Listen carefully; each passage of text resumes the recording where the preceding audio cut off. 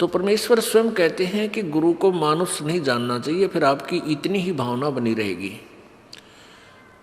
जब तक हम परमात्मा गुरु जी को परमात्मा नहीं मानेंगे तब तक हम इस काल के जाल से नहीं निकल सकते। ये हार्ड एंड फास्ट रूल है। उदाहरण है कि जैसे एक गणित में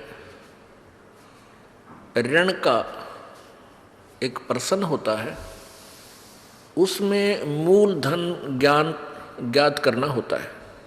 उसमें मूलधन ज्ञात करना होता है, उसके लिए सपोज करना होता है कि मान लीजिए मूलधन 100 रुपये।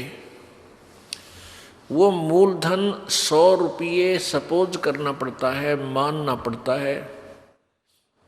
उससे फिर वो वास्तविक मूलधन जो लाखों और करोड़ों की संख्या में होता है वो प्राप्त हो जाता है।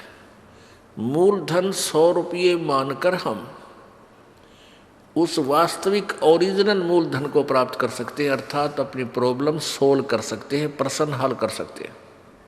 इसी प्रकार आप जी ने गुरुदेव को भगवान मानकर चलना होगा,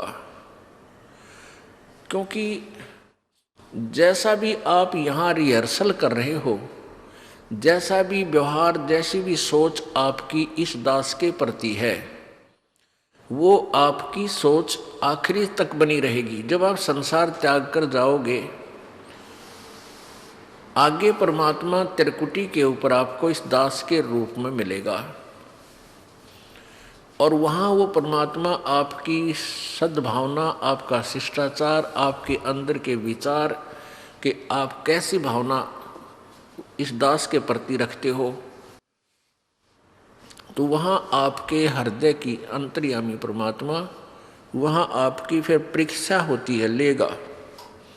तो इसलिए आप जी ने परमात्मा के आदेश अनुसार गुरु जी को परमात्मा मानना चाहिए।